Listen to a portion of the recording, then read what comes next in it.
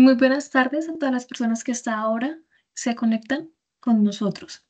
Es un gusto darles la bienvenida a la segunda jornada de Viernes de Investigación del 2025, un espacio que es liderado por la Dirección de Investigación y Prospectiva del Instituto Geográfico Agustín Codazzi, pensando en compartir conocimiento y promover la reflexión sobre los retos y oportunidades del territorio. En esta ocasión nos encontramos bajo el tema Territorio inteligente, inteligencia artificial, clima y movilidad desde el espacio y la ciudad. Una mirada actual y estratégica que conecta con la tecnología y la planificación del territorio. Daremos unos minutos para que más personas puedan conectarse y de este modo comenzaremos a las 2:05 p.m. Gracias por acompañarnos. Nos vemos en unos minutos.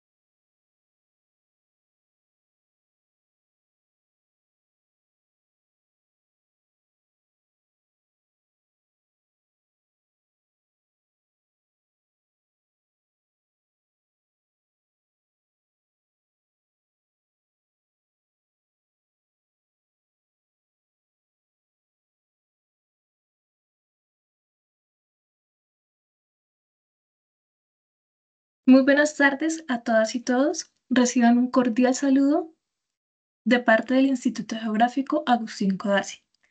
A través de la Dirección de Investigación y Prospectiva, les damos la bienvenida a esta segunda jornada de Viernes de Investigación del 2025. Este es un espacio institucional de divulgación técnico-científica organizado por el Centro de Investigación y Desarrollo en Información Geográfica del IGAC. Agradecemos su presencia y conexión a esta jornada. Mi nombre es Brigitte Mayorga, profesional de la Dirección de Investigación y Prospectiva, y estaré acompañándoles como moderadora durante esta sesión.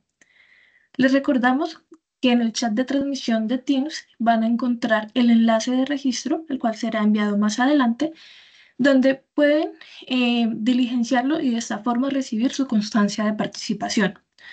Por supuesto, si tienen preguntas o comentarios para nuestros invitados, a lo largo de la charla pueden ir allí realizando las preguntas y una vez ellos terminen de hablar, procederemos a dar este espacio de preguntas. Hoy tendremos una jornada muy interesante en la que exploraremos cómo la inteligencia artificial y los sensores remotos están siendo utilizados para monitorear el riesgo climático, especialmente en relación con la agricultura y los eventos extremos como lo son las sequías y las inundaciones. También conocemos cómo los datos abiertos y la cartografía colaborativa están ayudando a transformar la planificación del transporte público en América Latina. Para comenzar nuestra jornada de hoy, nos acompaña Diego Pons, quien cuenta con una sólida formación como biólogo y una amplia experiencia en ecología, teledetección y sistemas de información geográfica aplicados a la gestión del riesgo climático. Su trayectoria incluye el diseño de sistemas de alerta temprana, el monitoreo de eventos extremos como sequías, incendios o inundaciones y la implementación de herramientas tecnológicas para la toma de decisiones en el ámbito agropecuario. Actualmente coordina el proyecto nacional PEI 091 del Instituto Nacional de Tecnología Agropecuario, INTA, en Argentina, orientado a fortalecer la resiliencia de los socioecosistemas frente al cambio climático. Nos complace darle la bienvenida a Diego, quien compartirá con nosotros la ponencia titulada Crónica de un clima anunciado, sensores remotos e inteligencia artificial en los tiempos del diluvio y la sequía. Diego, adelante, tienes la palabra.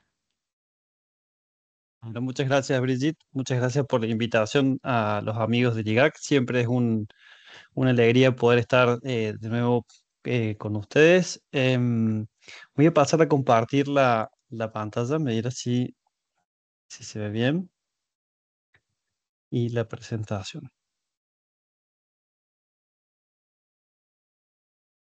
Sí, Diego, se ve bien.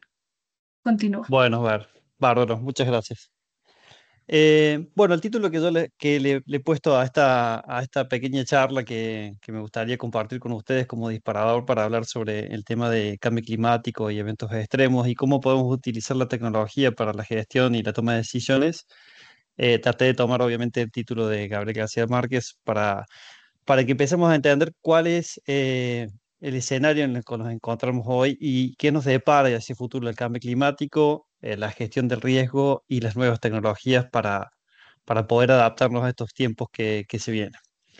Entonces, en el marco de esta charla, este seminario, tenía como idea conversar con ustedes sobre, bueno, sobre el rol de la inteligencia artificial, la teledetección y cómo toda esta información puede llevarnos a, como les decía, a tratar de tener comunidades más resilientes, sistemas productivos más adaptados. Entonces, planteaba como posibilidad que habláramos sobre el impacto del cambio climático, sobre los eventos extremos, cómo los sensores remotos, perdón, sirven para el monitoreo de las sequías, incendios, inundaciones y un poco de los desafíos que se vienen en la adopción de estas tecnologías, ¿no? Porque mucho se habla sobre inteligencia artificial y después cómo se lleva eso al terreno es todo un desafío que hoy estamos tratando de trabajarlo y bueno, venimos a preguntar más que otra cosa, dejar dudas que más que certezas.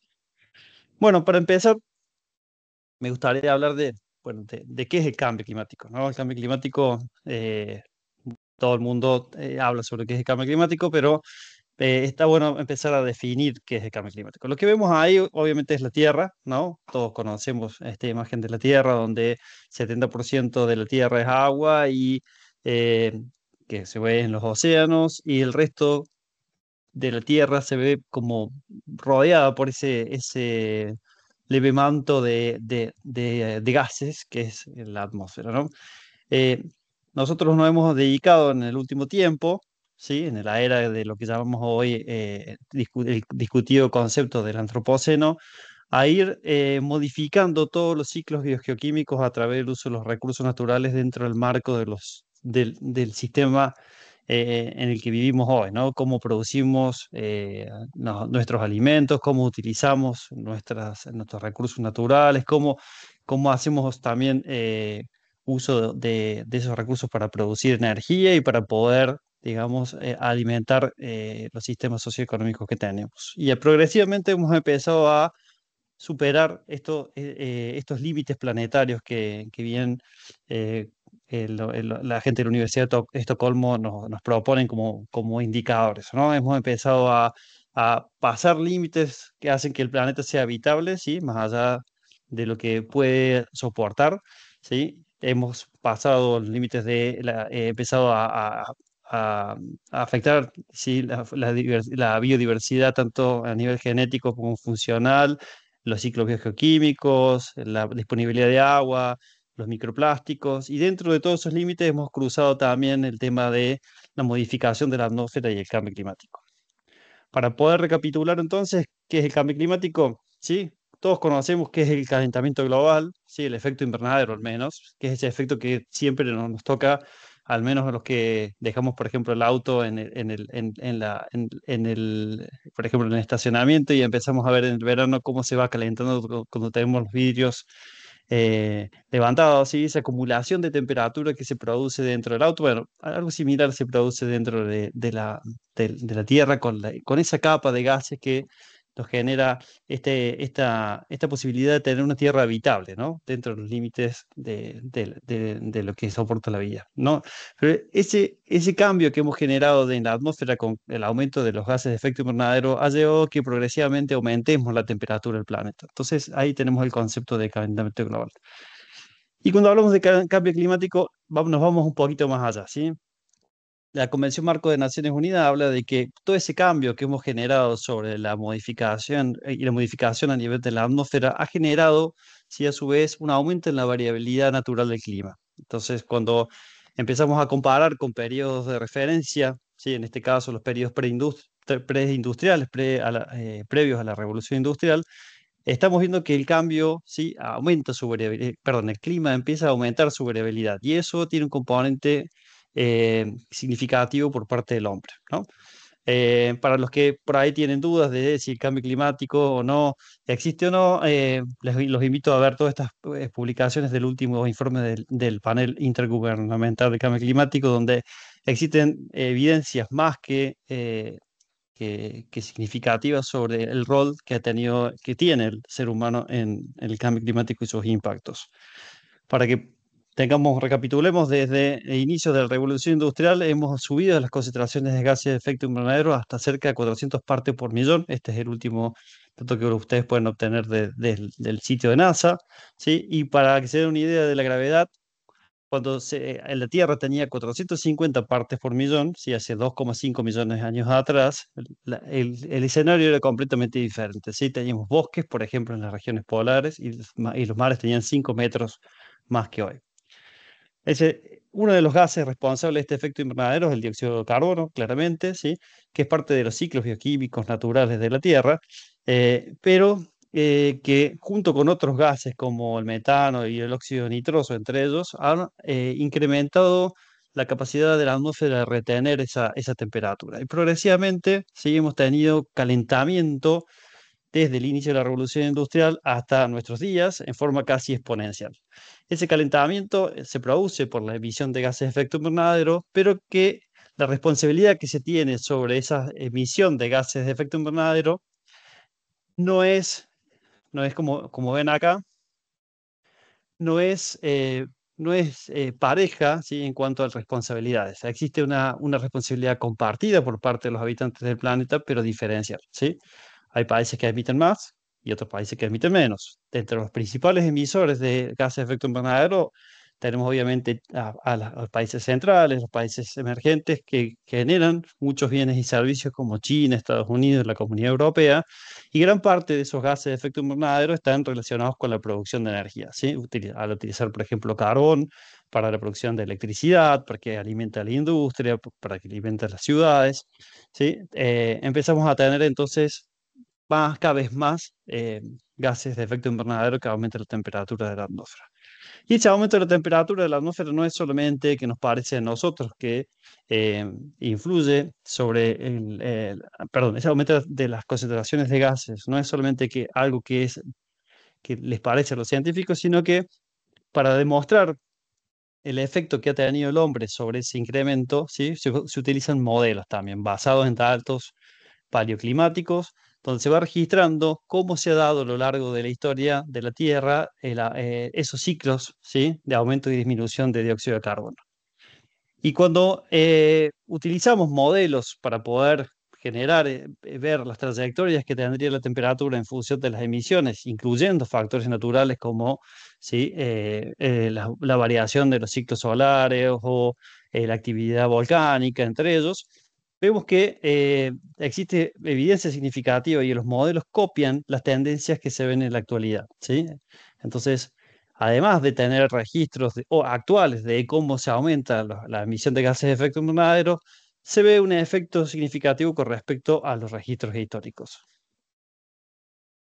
¿Y cómo generamos esos modelos? Esos modelos han ido evolucionando, ¿sí? No son más ni menos que ecuaciones, modelos matemáticos que relacionan los diferentes componentes de la Tierra, ¿sí? Tanto la atmósfera como la criósfera, como los océanos y la biosfera también, entendiendo que todos son parte de un mismo ciclo a nivel global y que esa simulación de la relación que existe entre cada una de esas celdas a nivel de la Tierra fue evolucionando en el tiempo en función de la capacidad de cómputo que han tenido, por ejemplo, los centros que estudiaban o que estudian, ¿sí? El clima a nivel global, ¿sí? A medida que fuimos aumentando la capacidad de cómputo, los modelos fueron incluyendo nuevas variables, ¿sí? Incluyendo nuevas interacciones y a su vez aumentando la resolución espacial. Eso nos permite hoy entender, ¿sí? Cómo se está dando el evento, perdón, el cambio climático, cuáles pueden ser las posibilidades hacia futuro en función de los escenarios que tenemos de desarrollo actuales o posibles dentro de las agendas a nivel internacional y las conversaciones que se dan, por ejemplo, en la conferencia de las partes. Bueno, estos modelos a su vez nos sirven para entender cómo son las trayectorias, le decía, ¿sí? Trayectorias que pueden dar, seguir en la misma línea que tenemos hoy de alta emisión, una economía basada en la producción de energía y bienes y servicios que usan combustibles fósiles, o ir hacia a un escenario en el cual las sociedades tiendan a utilizar energías limpias, economía circular y otra relación con respecto a la naturaleza y al uso de los recursos naturales. Y esos modelos nos marcan que a partir del 2030 existe un punto de inflexión en el cual se marca que la temperatura del planeta, pasado los 1,5 grados, entra en un proceso de disminución de la predictibilidad de esos modelos, ¿sí? Tal como lo conocemos a los sistemas climáticos, a partir de los 1,5 grados se espera que se empiecen a desencadenar nuevos procesos que no conocemos, ¿sí? Esto es lo que llamamos le suelen llamar los tipping points, estos puntos de inflexión, puntos de no retorno. Ese 1,5 a 2 grados es lo que se conversó en el Acuerdo de París y es en donde se basan entonces todas las conversaciones a nivel internacional para disminuir esas emisiones de gases de efecto invernadero. ¿Y qué pasa si pasamos esos tipping points? ¿Sí? Esos tipping points, si bien son un concepto teórico en el cual hablamos de, bueno, de esos umbrales críticos en los cuales una vez que los cruzamos provocamos cambios irreversibles e impredecibles, ¿sí? Son un poco, para que lo entendamos, el concepto cuando, por ejemplo, estamos lavando los platos o un vaso. que está sucio, ¿sí? Y se nos resbala en ese momento que lo tenemos entre la punta de los dedos y que se está cayendo, ¿sí? Ese punto sería un tipping point, ¿sí? Un punto de no retorno, donde pasado ese segundo perdemos la capacidad de poder cambiar las cosas, ¿sí? Entonces, los científicos que están estudiando el clima nos advierten de esta posibilidad, esta posibilidad de cambiar los sistemas de tal forma que no podamos revertirlos y que pasen a otro sistema estable, ¿sí? Pero con condiciones completamente diferentes y que probablemente tengan impactos, por ejemplo, en la habitabilidad del planeta, en la producción de alimentos, en la seguridad alimentaria y que pueden a su vez alimentar nuevos procesos de traspaso de esos umbrales, ¿sí? Por ejemplo, el aumento de la temperatura a nivel global está haciendo que las regiones polares, como en el Ártico, aumenten más todavía, ¿sí? La temperatura por pérdida de los casquetes polares, ¿sí? Y a su vez se empiezan a dar un proceso de descongelamiento del permafrost, que no es más ni menos que materia orgánica que está congelada y que progresivamente empieza a liberar gases de efecto invernadero como el metano. Esto retroalimenta a su vez el calentamiento y empieza a su vez a generar nuevos impactos, por ejemplo, a nivel de otros procesos, como por ejemplo, a ver, mostrar, afectaciones de la biosfera, como por ejemplo está pasando hoy en el Amazonas, ¿sí? Donde se empiezan a dar mayor frecuencia de sequías, mayor frecuencia de incendios, eso se está relacionando con transformaciones a nivel de paisaje, pérdida de la capacidad de los bosques lluviosos de generar lluvia, ¿sí? Eso modifica a su vez el clima a nivel del continente.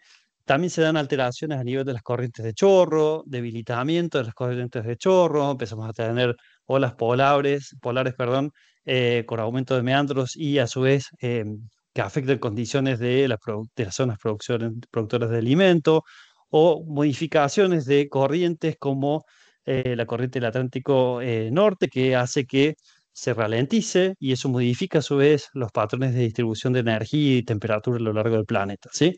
Entonces ya no son conceptos teóricos, sino que ya existe evidencia, como pueden ver en estas publicaciones de Nature, donde ya empiezan a manifestarse estos puntos de no retorno o tipping points.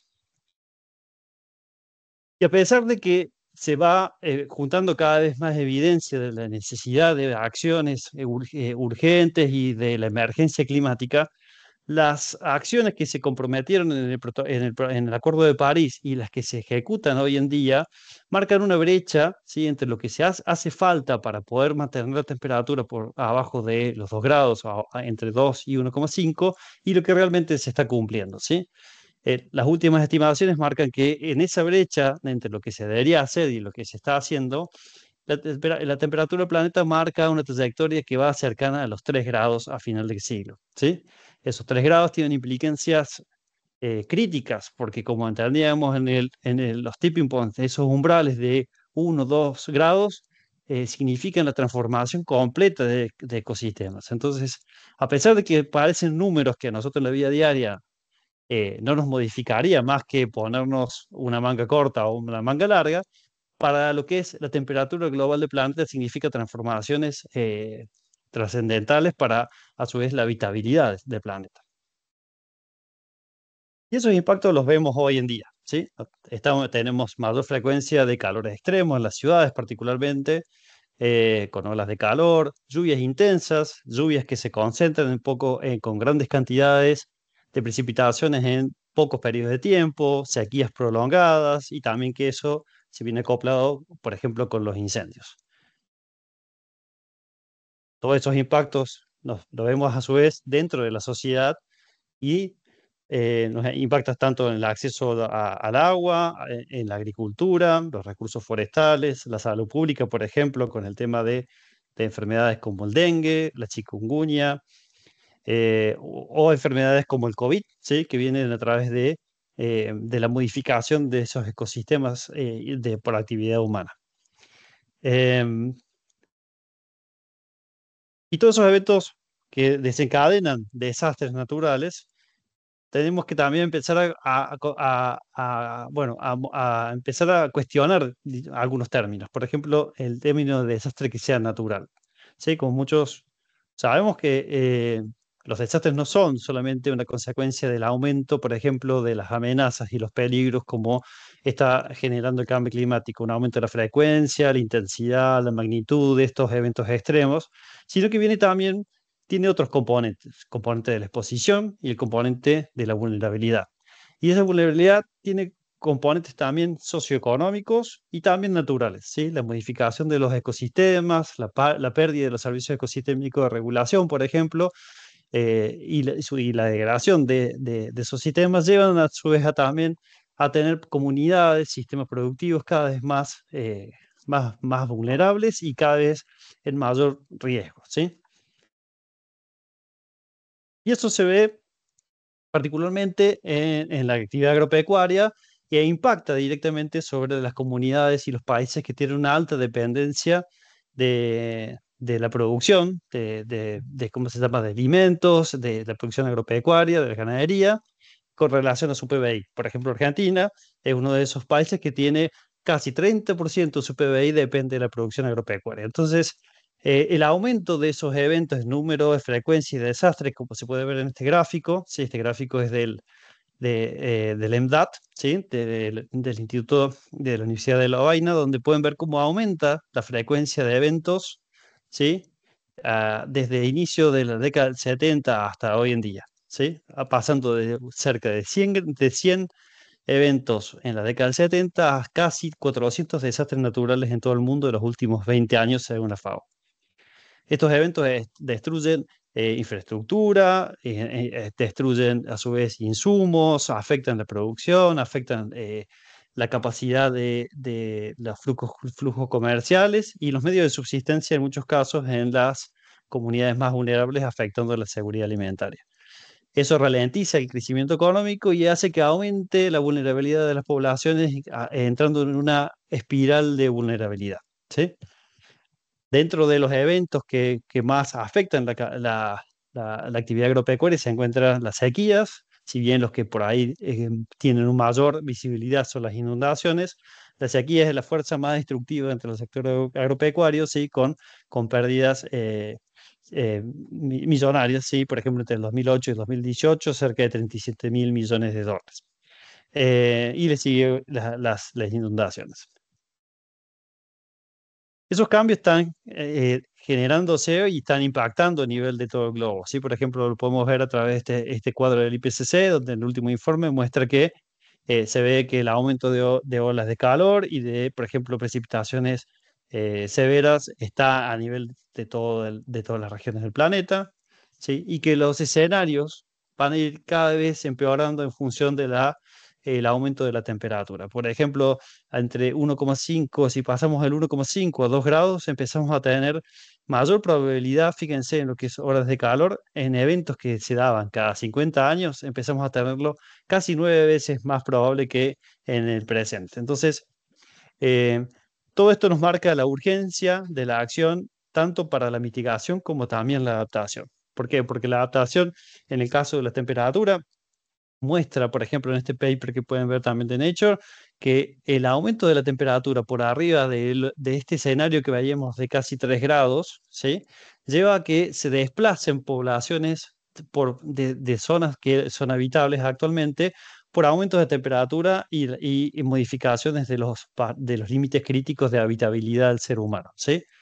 Fíjense que habla de que va a haber regiones del planeta que va a tener por arriba de 29 grados centígrados de media anual, ¿sí? Algo que para nosotros es casi como intolerable si tenemos todo el día 29 grados, ¿sí? Todos los días en promedio o más o menos 29 grados centígrados, además que afectan obviamente, por ejemplo, los sistemas productivos.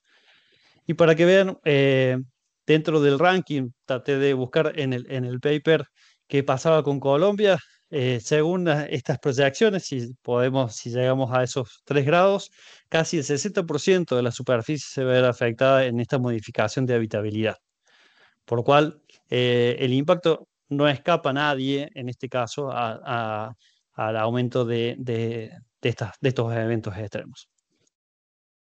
Y a medida que aumentamos la temperatura, las condiciones van a ir incrementándose en eventos extremos, tanto sequía, como le decía, como temperaturas extremas.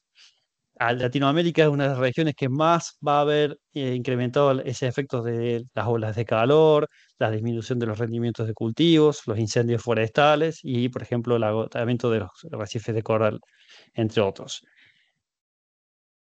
Las inundaciones en zonas costeras, en zonas ribereñas, van a ser cada vez más frecuentes, cada vez vamos a tener mayor incremento en las pérdidas, ¿sí?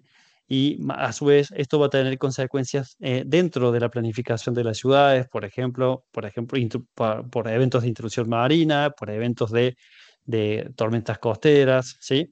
Dentro de otros posibles impactos.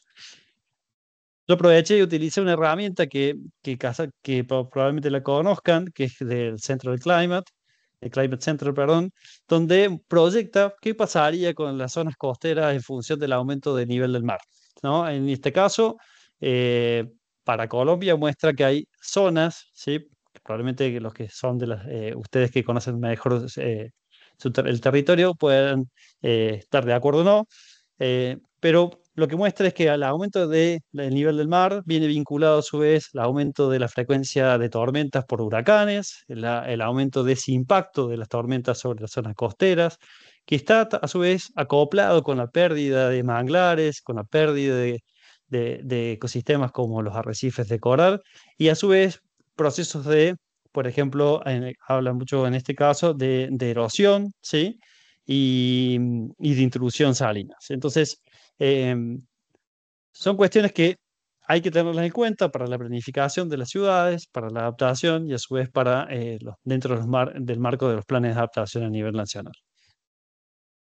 ¿Qué pasa con los incendios? Ese aumento de la temperatura, de las condiciones de, de evapotranspiración, ¿sí? El aumento en el periodo, por ejemplo, de sequías, va a dar lugar a un aumento de la susceptibilidad de la vegetación a ser afectada por incendios, ¿sí? Aumenta la probabilidad que esa vegetación se encuentre en condiciones de entrar en ignición y esa vegetación que se va a quemar, ¿sí? Va a modificar, se va a ir modificando el paisaje, pasando probablemente de un bosque a una sabana, aumentando a su vez los niveles de emisión de gases de efecto invernadero y retroalimentando el proceso de calentamiento global. Y ese aumento de la frecuencia y extensión espacial y duración de los incendios no solamente tiene que ver con el aumento en las condiciones en las condiciones climáticas, sino que, me salté uno, perdón, sino que hay factores antrópicos relacionados con, por ejemplo, el ordenamiento territorial que inciden directamente en la probabilidad que tengamos incendios cada vez más frecuentes, de mayor envergadura y magnitud, y a su vez que produzcan mayor impacto en los daños, ¿no? Afectando más bienes y más vidas.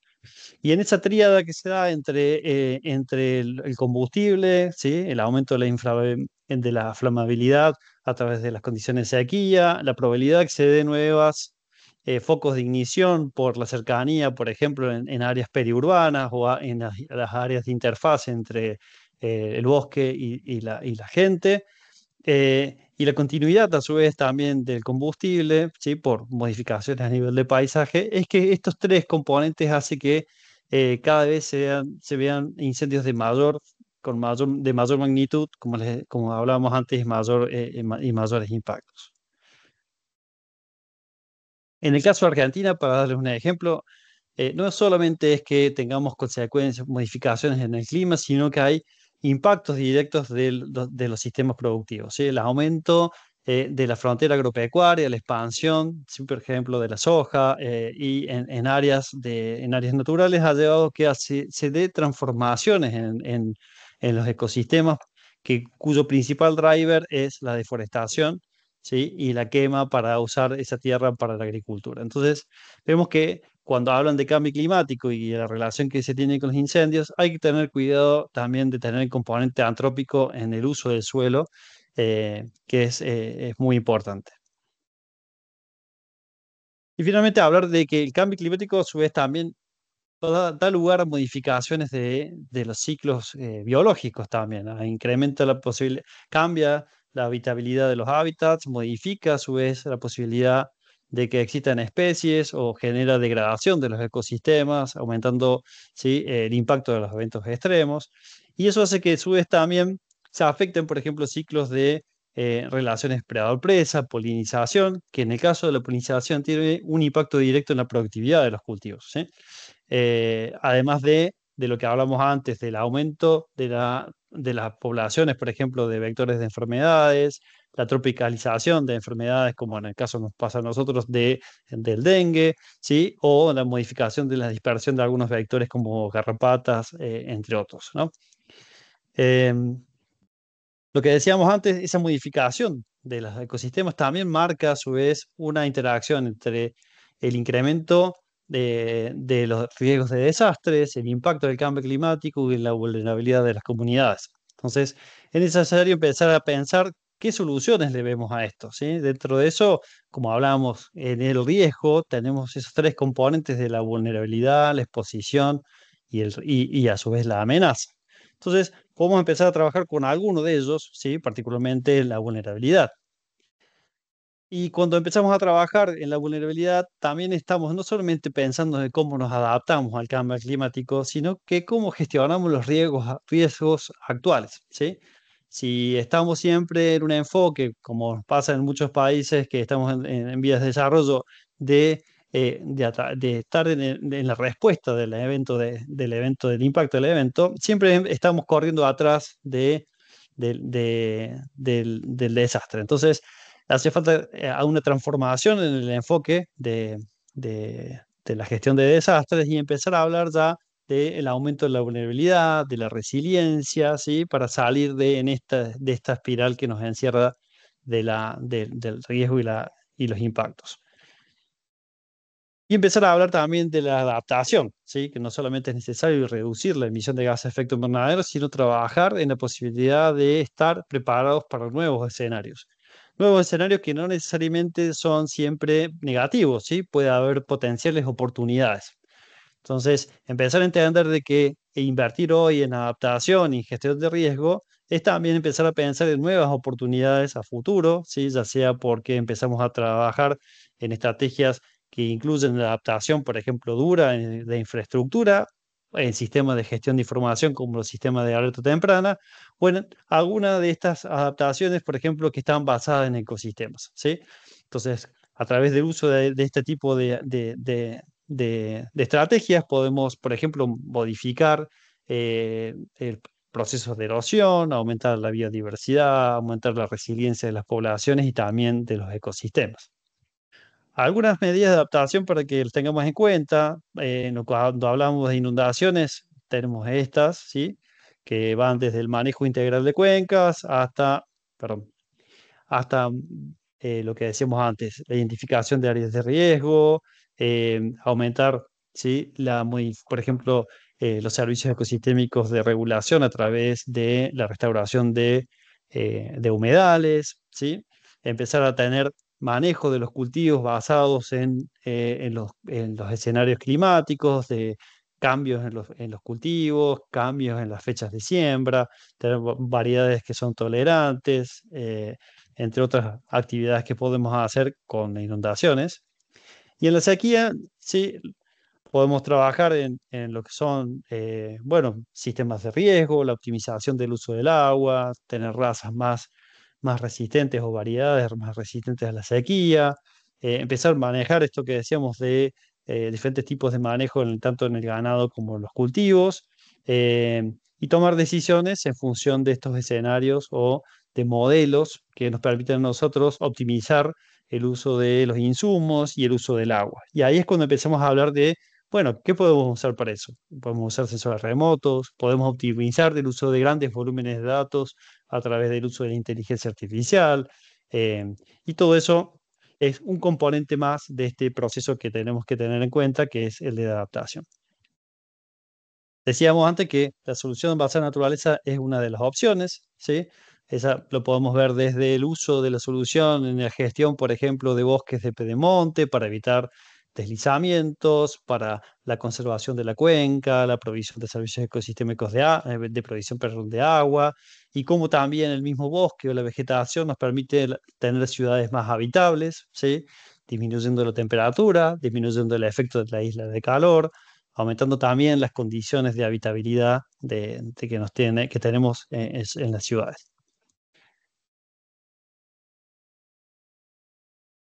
Y yendo entonces, cuando hablamos de, bueno, la necesidad de contar de información, bueno, los sensores remotos a través de la teledetección nos permiten a nosotros tener la posibilidad de usar esa información de satélites, ¿sí? De drones, por ejemplo, para varias cosas, ¿sí? Por un lado, el monitoreo de las variables climáticas nos permiten hacer un seguimiento, por ejemplo, de la temperatura, de los gases de efecto invernadero, entender cómo se da el proceso de cambio climático, cuáles son las zonas que están siendo cada vez más afectadas, cómo es el impacto de esos eventos naturales, ¿sí? De desastres naturales sobre diferentes actividades productivas, sobre las ciudades, entender cuáles son las zonas más vulnerables, dónde se va a dar principalmente el riesgo de una inundación o una sequía o el incendio.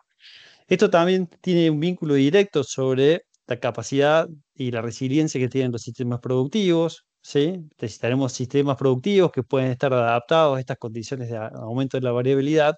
Empezamos a trabajar ya sobre nuestra seguridad alimentaria, ¿no? Particularmente, muchos de los alimentos se producen en áreas periurbanas, al menos en Argentina, y esa afectación de los eventos extremos sobre los pequeños productores, que son los que realmente producen los alimentos, ¿sí? Las frutas y las verduras, eh, hace que, bueno, sea uno de los sectores productivos más vulnerables, más afectados y que ante eventos extremos también se ven afectados su seguridad alimentaria de las ciudades.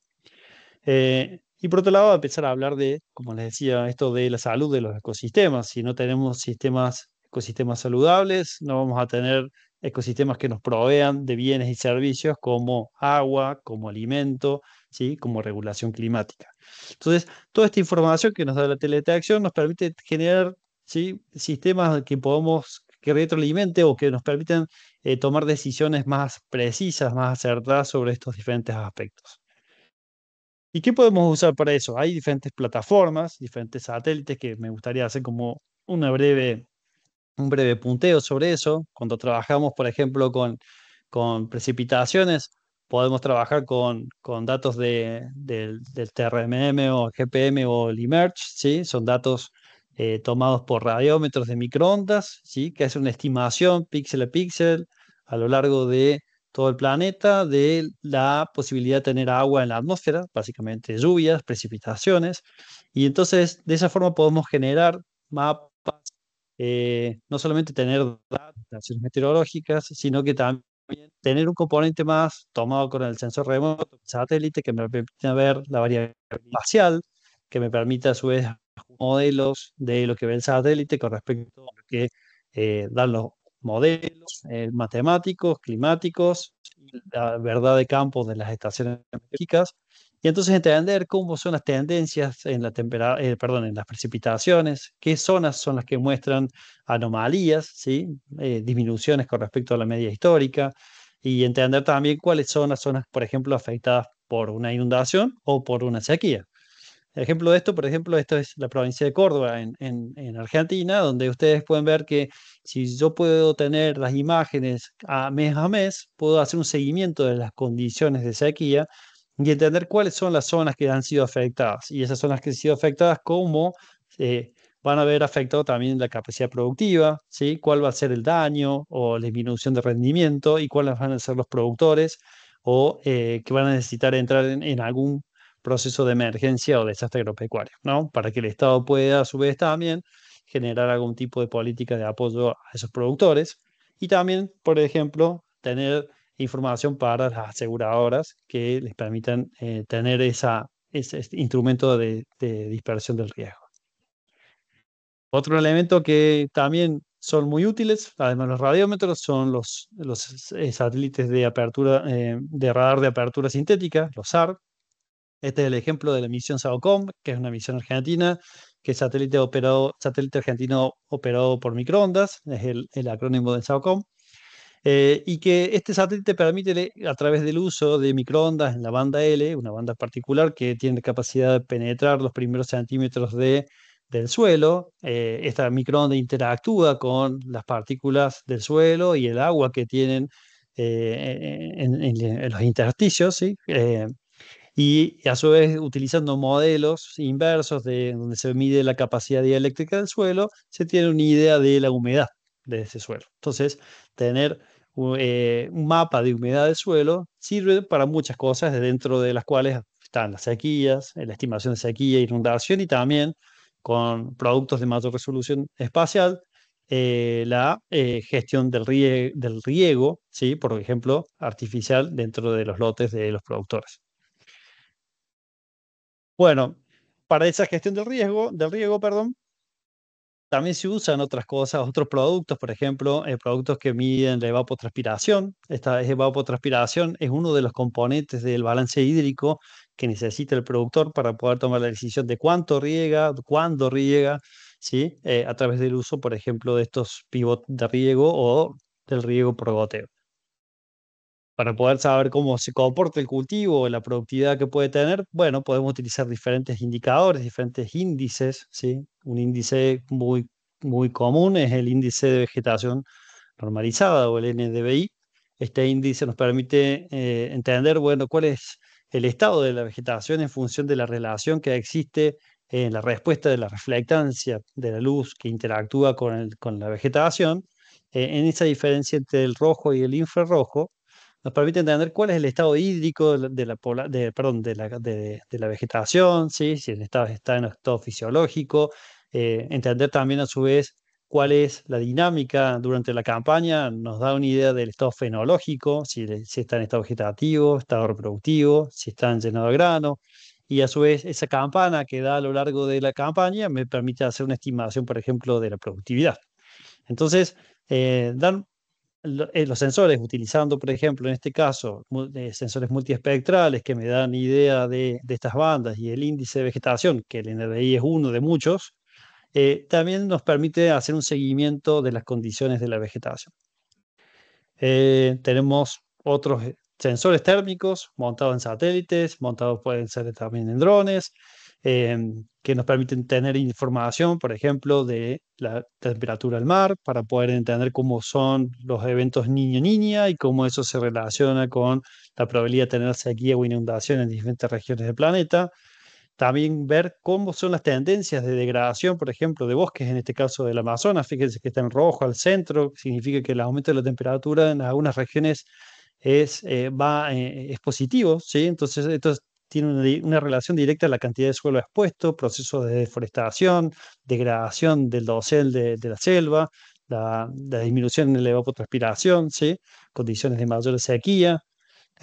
Y también nos da una idea, por ejemplo, tener datos de temperatura de superficie para el monitoreo de incendios, ¿sí? Ver cuáles son las áreas que pueden estar bajo incendio a través, por ejemplo, del uso de focos de calor que nos dan anomalías de temperatura con respecto al entorno.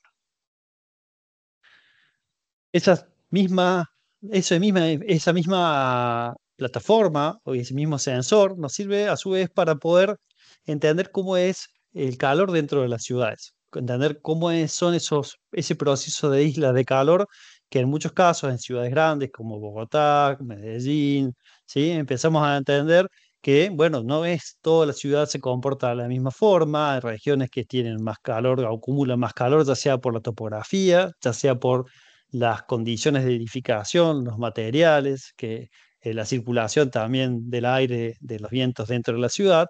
Y bueno, estos sensores, por ejemplo, sensores térmicos montados sobre algunos satélites como Landsat, por ejemplo, nos da una idea de esa variabilidad, digamos, a nivel de píxel a píxel dentro de la ciudad.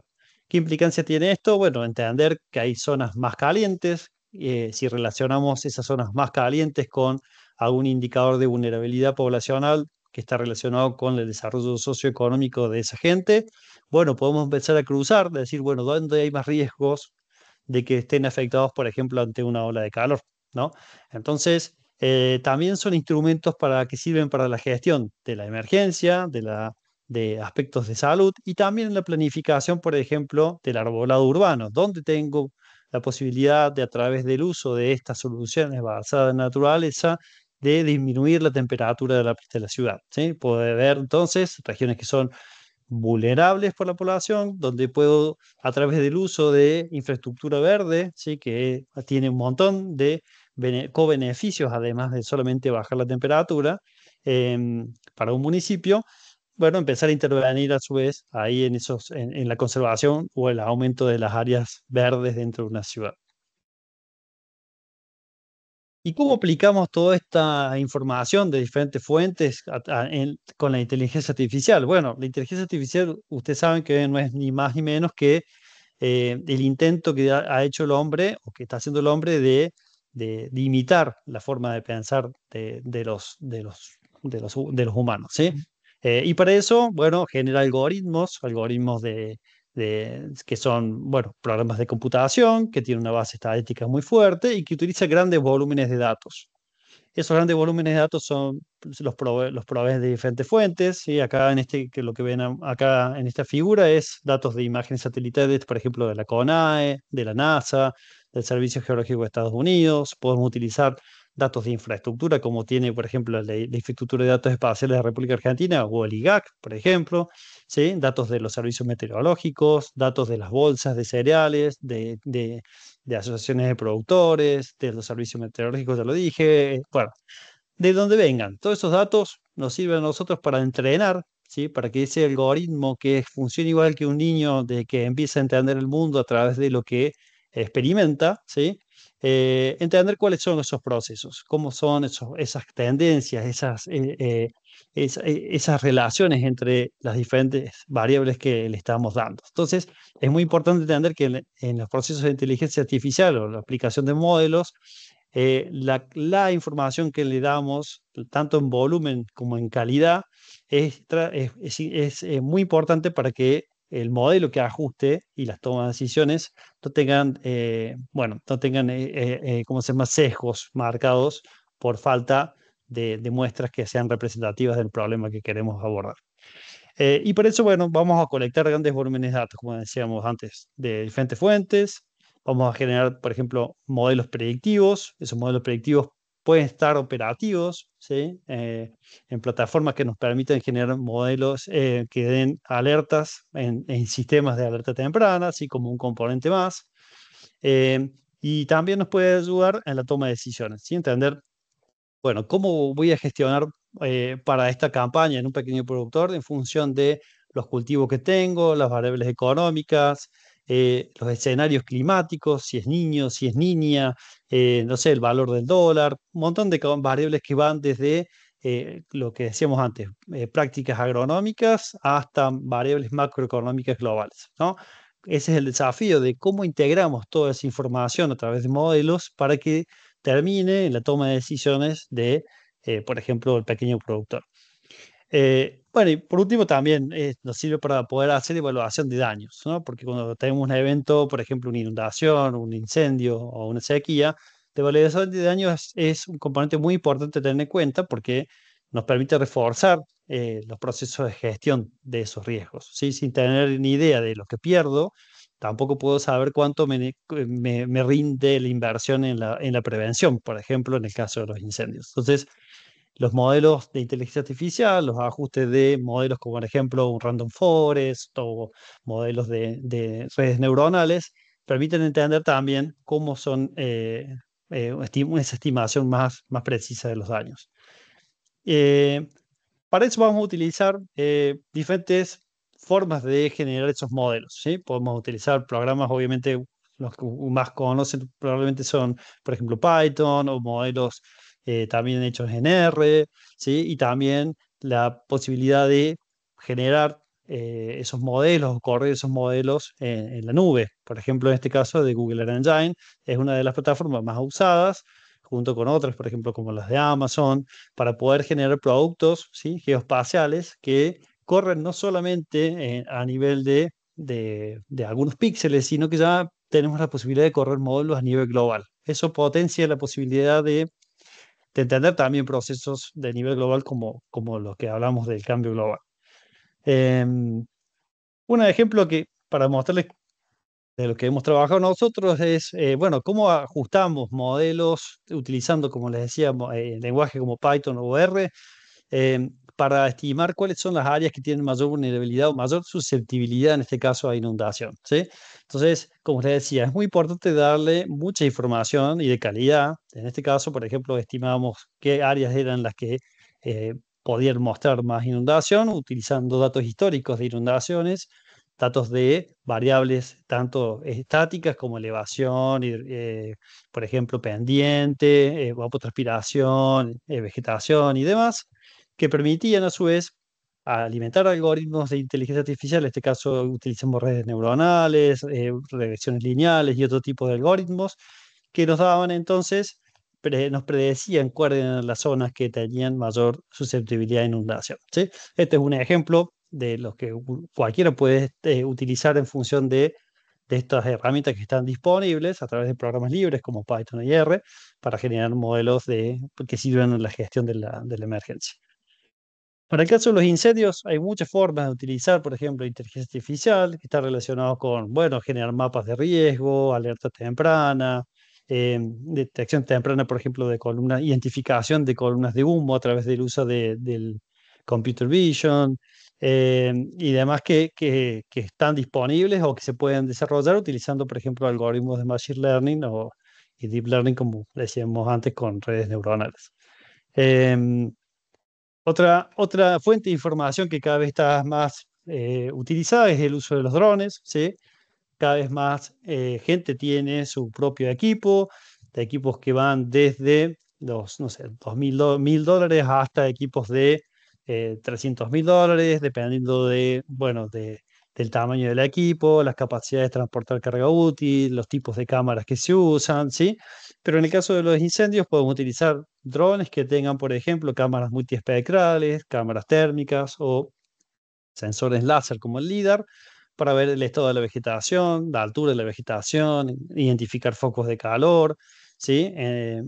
Y entre otras cosas que podemos utilizar dentro de la gestión de la prevención, pero también durante el evento y en el apoyo a la gestión de esa emergencia. Por ejemplo, el monitoreo en tiempo real del incendio o la comunicación entre bases que no tienen comunicación utilizando los drones, por ejemplo, como repetidora, dentro de otros usos, ¿no? Un ejemplo también de cómo podemos utilizar esos algoritmos de clasificación es la experiencia que tuvimos con los compañeros del IGAC para la clasificación, por ejemplo, de áreas quemadas, ¿sí? Entender a través del uso de imágenes previas y posteriores a un incendio cuál había sido el impacto, empezar a tratar de dilucidar cuál era la severidad de esos eventos y cómo eso variaba por ecosistemas o por regiones dentro a nivel de las diferentes áreas de estudio, utilizando herramientas libres o abiertas, mejor dicho, como por ejemplo desde Google Earth Engine. Em, Todo esto puede alimentar sistemas de alerta, como les decía, voy rápido porque veo que el tiempo corre y tengo mucho todavía por decir, que nos permite monitorear, ¿sí? Los eventos, generar análisis y lo que es más importante, que toda esa información termine en el tomador de decisiones. Entonces, es un componente más, ¿sí? Toda la teledetección, todo el uso de la inteligencia artificial que tiene que llegar a la gente y la gente tiene que entender lo que le estamos dando. Entonces, hay toda una gimnasia atrás de eso de, bueno, hacer un feedback entre lo que podemos generar desde la academia, desde la ciencia, con el usuario final y a su vez entender qué necesita el usuario final, ¿no? Porque a veces uno cree que todos los algoritmos son útiles y a veces no sirven por diferentes cuestiones de resolución espacial, temporal, lo que fuese. Eh, Les dejo algunos productos, por ejemplo, el CISA es un sistema de información sobre sequías desde el sur de Sudamérica que está financiado, por ejemplo, por el Banco Mundial del BID y que genera mucha información sobre el estado de la vegetación, por ejemplo, o indicadores de sequía. Bien, entonces, si bien es un sistema de información, sin el componente de transferencia y de respuesta a terreno, no es un sistema de alerta, ¿no? Entonces hay que entender que necesitamos varios componentes para eso. Bueno, esto para mostrarles que uno puede utilizar también la inteligencia artificial para identificar coberturas, ¿sí? Entender, pero bueno, entender que podemos utilizar diferentes tipos de sensores, ¿sí? Satelitales, por ejemplo, sensores de radar, multiespectrales, información de terreno que fuimos obteniendo del uso de herramientas móviles, como este que se generó utilizando un celular, y que los productores, los agentes de extensión que nos proveían información, nos permitían a su vez generar modelos de clasificación para poder estimar cuáles eran las áreas donde teníamos producción de alimentos en las áreas periurbanas de Argentina, ¿no? Eh, Ese desafío, bueno, sirve para qué? Para que tengamos información actualizada de cuál es el área que tenemos real para producción de alimentos para las ciudades, cómo va a ser afectado en el tiempo, cómo es la relación de los servicios ecosistémicos también en relación a esos sitios de producción, si son sustentables, no son sustentables, si están bajo erosión, etcétera. Bueno, entonces esto es parte de un sistema, ¿sí? Que si bien genera la información y la pone a disposición, necesita a su vez también que sea tomada por el tomador de decisiones. Igual pasa con los sistemas de monitoreo de alerta temprana, por ejemplo, incendios, con el uso de focos de calor, ¿sí?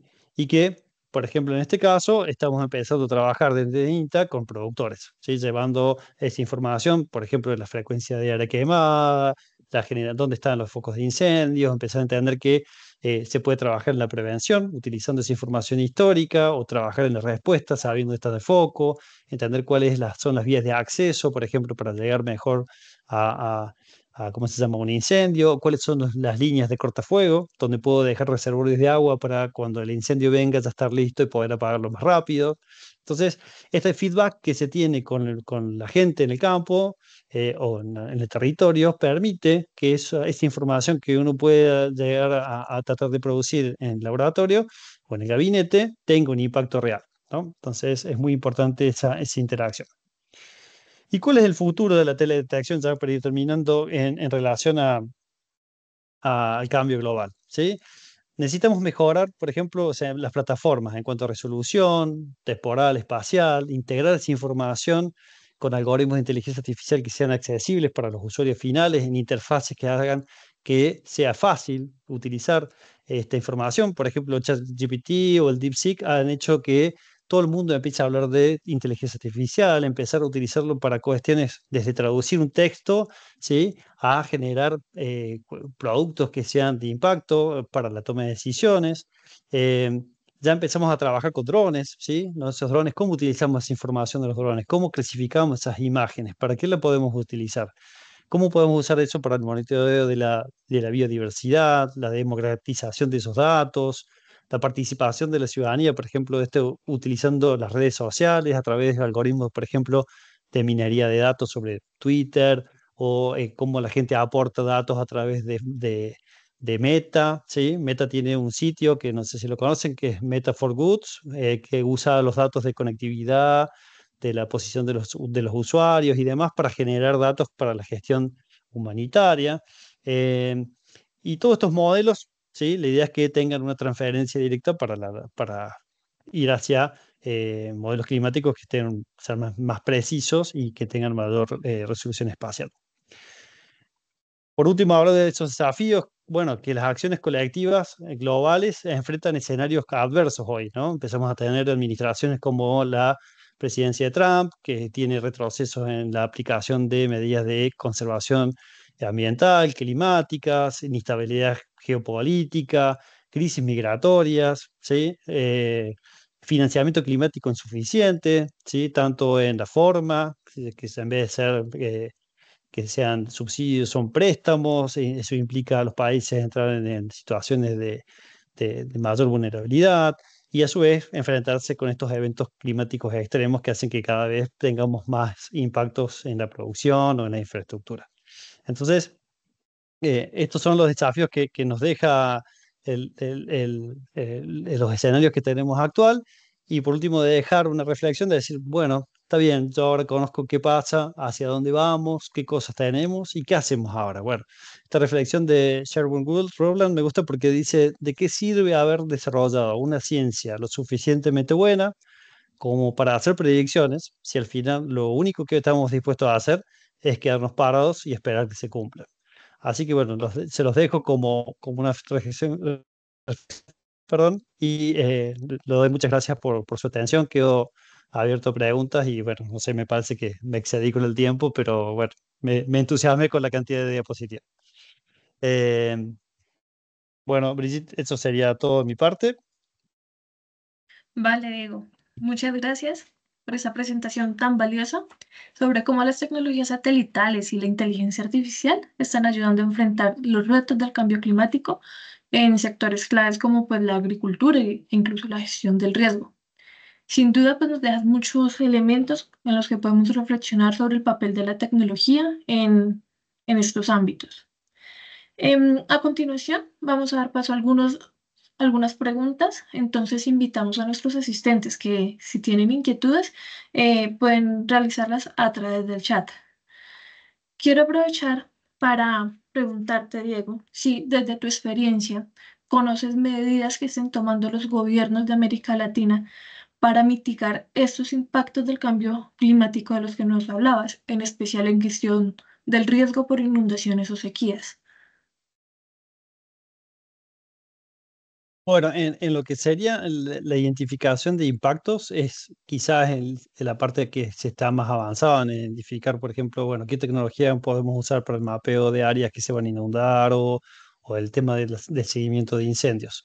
No tanto en la prevención, hablo, por ejemplo, en Argentina hay, había un sistema de gestión de riesgos, bueno, articulado a nivel de todo el país y bueno, los gobiernos que tienen un enfoque más, eh, más descentralizado o que no entienden o no conciben el Estado como el rol que tiene en la gestión del bien común, digamos, del riesgo, desarticulan estos tipos de iniciativas, ¿sí? Entonces hay como una especie, al menos en nuestro país, de retroceso en la gestión del riesgo y que está a contramano de lo que está pasando a nivel de las tendencias, tanto de los eventos extremos y climáticas. Eh, en otras regiones sí hay mayor inversión en lo que son, por ejemplo, mecanismos para la gestión de riesgos a nivel comunitario, ¿sí? Hay, en caso de Colombia, entiendo que hay un plan de adaptación al cambio climático que contempla lo que son las mesas técnicas agroclimáticas, ¿sí? Donde se trabaja con los productores, entendiendo cuáles son los escenarios climáticos, qué medidas de prácticas agronómicas son las más adecuadas para esos escenarios. Entonces hay como, bueno, primero hay una identificación del problema, hay estrategias, hay planes. La mayoría de Latinoamérica está en esa línea, nosotros vamos para atrás en ese sentido. Pero bueno, eso sería más o menos lo que puedo decirte por ahora. Vale, gracias, Diego. En este momento, el ingeniero Wilson, que hace parte del Instituto Geográfico Agustín Codazzi, nos hace una pregunta, pero primero agradece por tu presentación. La pregunta es, ¿considera que los impactos de la variabilidad y cambio climático pueden incidir en las estrategias de ordenamiento territorial a nivel local y regional? ¿Cómo incluir esas variables al ordenamiento territorial y su monitoreo espaciotemporal? Es una muy buena pregunta porque, por ejemplo, dependiendo de la amenaza que estén considerando, ¿no? Por ejemplo, te doy el ejemplo del riesgo de incendios, particularmente bueno, en Argentina y en la zona donde vivo, para hacerlo algo más local, más regional, tenemos un aumento de la superficie y de la intrusión de la ciudad o de las áreas pobladas en áreas naturales, ¿sí? En esto que la gente busca nuevas estar en contacto más con la naturaleza, el paisaje y demás. Entonces, ese aumento de la interfaz entre lo natural y lo rural hace que se aumente también, como les mostraba en el gráfico, eso de los tres círculos, la mayor probabilidad que se den incendios y que tengamos impactos de eventos de incendios de gran magnitud, ¿no?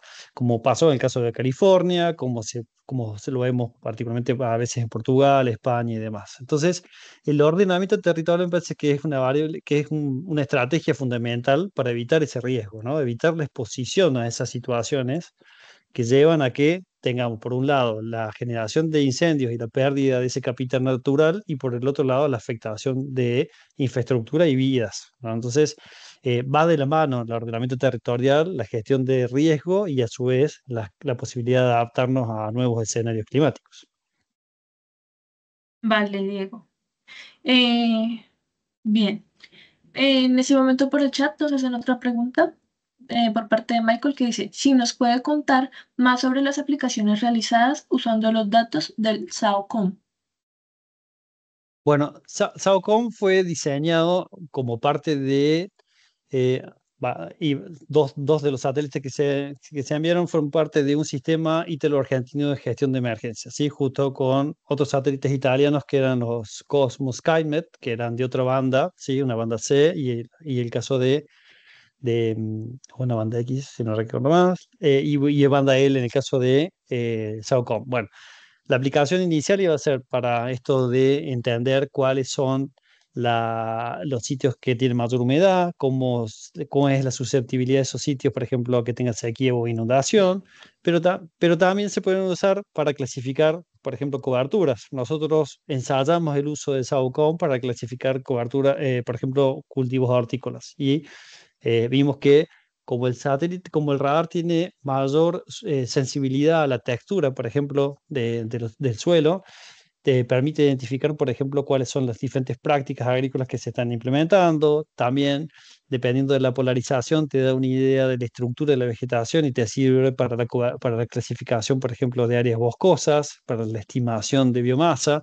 Entonces, los usos del SAR son como múltiples, más allá del diseño inicial de la misión. También permite, por ejemplo, tener modelos de topografía, haciendo interferometría. Hay muchas aplicaciones de SAOCOM que les invito después a ver si quieren en la página de la CONAE. Pueden entrar y ver parte de esos productos que están disponibles. Ahora ya después me fijo en un rato y les dejo en el chat el geoportal para que lo visiten. Vale, Diego. Bueno, muchas gracias. Por el momento esas son las preguntas a nuestros asistentes. Si tienen más inquietudes para Diego, las pueden dejar en el chat y nosotros se las transmitiremos a él y después a ustedes las respuestas. Bueno, Bueno, muchas gracias. gracias, Diego. Ahora continuamos con la segunda ponencia de la jornada. Nos acompaña Eva Asturizaga, licenciada en Artes y antropóloga cultural de la Universidad de Maryland. Cuenta con más de 6 años de experiencia en gestión de proyectos internacionales en América Latina, Asia y África, especialmente en sectores como desarrollo urbano, cambio climático, agua y saneamiento. Ha trabajado en organizaciones como DAI Global, donde lideró proyectos de gran escala en Mozambique, Bangladesh e Indonesia. Actualmente, Eva hace parte del equipo de la asociación TRUFI y se encarga de las relaciones de la cooperación alemana GIS, siendo pieza clave en la articulación de proyectos en América Latina. Igualmente, ella colabora en la implementación de diferentes proyectos en países como Ruanda, lo cual le otorga una visión global y comparativa sobre los desafíos y oportunidades en la digitalización del transporte público en diferentes regiones del mundo. Es un honor para nosotros recibir a Eva, quien nos hablará sobre cartografía y datos abiertos para la movilidad urbana, creación de GTFS desde OpenStreetMap. Eva, tienes la palabra, ya comparto la presentación. Sí, muchas gracias. Gracias a todos por este espacio y por permitirme tomar el lugar de mi colega Leonardo Gutiérrez, quien desafortunadamente no pudo estar presente hoy por razones personales, pero quien considero uno de los cerebros y arquitectos detrás del trabajo que hace, que lleva a cabo Trufi Association, y quien preparó esta presentación hoy, la cual se enfoca en cartografía y datos abiertos para entender cómo se aplican en la movilidad urbana, usando dos herramientas claves, que son el GTFS y OpenStreetMap. Próximo, por favor. Permítanme brevemente presentarme.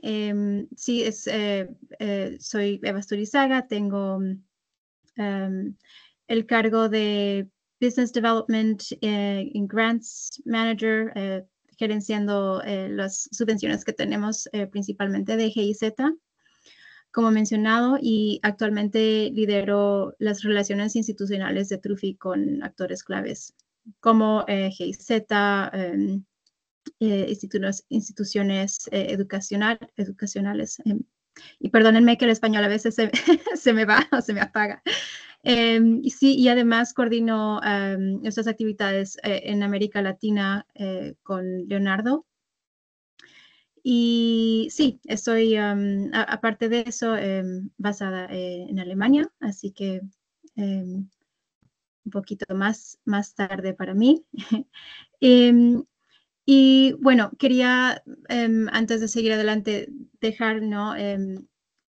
Un poco más claro que esta presentación es como más una exposición técnica, es una invitación a repensar cómo generamos datos, cómo involucramos a la ciudadanía en su creación y cómo con herramientas abiertas como OpenStreetMap podemos construir ciudades más justas, con una movilidad más transparente, sostenible y empoderando a la ciudadanía también a tener acceso a información. Próximo. Y ahora les comparto brevemente el perfil de Trufi Association, que es considerado un startup, ya que fue fundado en 2019 por un conjunto de entusiastas, no tanto del transporte público o de movilidad en sí, pero sí de este colectivo de gente que se conoció en Cochabamba, Bolivia, que identificaron un vacío en el mercado, como se puede decir, en obtener información sobre transporte público para entender cómo se pueden desplazar. Específicamente, en este sentido fue uno de los fundadores, Christoph, que es alemán, que estuvo viviendo un tiempo allá y él como turista lo encontró aún más difícil, ¿no?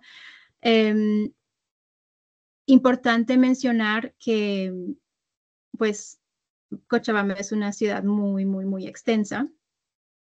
Entonces, claro, hay varias rutas, varias formas de transporte público y incluso los locales no pueden realmente determinar o memorizarse todas las rutas, cómo planear mejor sus viajes. Y pues imagínense entonces para una persona de afuera, lo complicado que debe saber encima con los obstáculos de idiomas encima. Y bueno, el otro asterisco, en otras palabras, es que el transporte público en la mayoría, en Cochabamba tanto como en la mayoría del sur global, es informal. Y eso es punto clave para Trufi porque somos una de las únicas organizaciones o de las pocas organizaciones que trabaja con transporte informal. Y para aquellos que no están tan versados en este tipo de transporte. El transporte informal es todo aquello que no tiene horarios fijos ni paradas fijas. No quiere decir que sean nada más personas sin permisos ni nada, o sea, sí existen dentro de algún esquema de formalidad, normalmente pertenecen a sindicatos, tienen permisos para operar ciertas rutas, pero sí siempre hay variables y son de aquellos que pues existen en todas las ciudades en Latinoamérica, ¿no? Que uno simplemente levanta la mano y se sube y se baja donde quieran. Entonces, pues con este contexto, ¿no? Se encontró este grupo sin poder planear sus rutas, pero teniendo todas las habilidades técnicas de desarrollar un aplicativo y fueron creando juntos esta idea que se transformó en Trufi, que en sí es el nombre de uno de los transportes informales en Bolivia, Trufi, taxi de ruta fija. Y ellos tuvieron esta visión y misión de mejorar el transporte público, de hacerlo más accesible en una forma que no sea, digamos, para ganancia, ¿no? Porque al fin y al cabo la mayoría de la gente en la ciudad no son, digamos, de muy alta rienda. Entonces, la idea siempre fue cómo hacer esto accesible para las masas, para todos, para que todos puedan usar transporte público, porque igual es el modo de transporte que más se usa, ¿no? Y entonces desarrollaron este producto que es un planificador de viajes multimodal, de código abierto y multiplataforma. Siguiente. Bueno, entonces, ¿por qué hablamos de datos abiertos en movilidad urbana? ¿Cómo se conectan? Bueno, el transporte público, como se sabe, es esencial para cualquier ciudad que funcione, ¿no? Es necesario para conectar a la gente a servicios básicos, educación, trabajo, salud, todo lo demás para incluirlos en la sociedad, ¿no? Entonces, es esencial. Lo que vemos, no observamos solamente desde Trufi, pero también de parte de otros partners y actores en la industria, es que si bien hay datos sobre el transporte público en ciudades, muchas veces los datos de las rutas no son actualizados o no son estandarizados. Entonces acaban siendo simplemente archivos que se quedan en algún lugar y pues no son usados y los beneficios no son realmente conocidos. Y sin datos, también sabemos que no hay mejor planificación, ni transparencia, ni ciudadanía informada, y lo cual fue el caso, ¿no? del grupo fundador de Trufi, que pues no sabían cómo desplazarse en esta ciudad. Y bueno, aquí también viene el punto, ¿no? de nuestra propuesta de usar nuestras metodologías abiertas, colaborativas y sostenibles.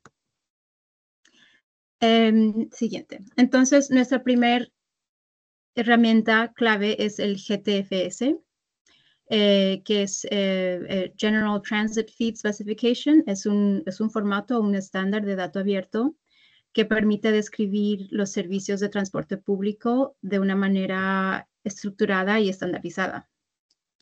Este estándar fue desarrollado por Google con una universidad americana en Portland y se ha convertido básicamente en la norma mundial para representar rutas con las paradas, horarios, frecuencias de transporte público. Y fue hecho, sí, con esto en mente de transporte formal y se han desarrollado más un estándar Flex que nos permite usar el transporte informal que no tiene, ¿no? Esos puntos específicos de las paradas. ¿Por qué es importante el GTFS? ¿Por qué lo usamos? En primer lugar es porque es abierto y accesible. Porque de esa manera lo pueden usar muchas ciudades o instituciones sin tener que pagar licencias adicionales o costosas. Segundo, es interoperable. Entonces se puede usar por muchas plataformas tecnológicas como Google Maps, Transit, Moovit, Trufi y muchas más. También el GTFS permite construir un ecosistema de análisis y visualización de transporte público que desde apps móviles hasta tableros de planificación urbana, que también hemos ayudado a desarrollar en Trufi, en proyectos en Perú. Entonces, el GTFS nos ayuda a visualizar rutas y horarios desde buses o colectivos, en aplicaciones o en sitios web. Y próximo, por favor. La segunda herramienta clave para Trufi es el OpenStreetMap. Y sí, seguramente ya lo han escuchado, ya lo conocen. Eso es básicamente la herramienta como más importante para, para Trufi. Y aquí también va la misma pregunta.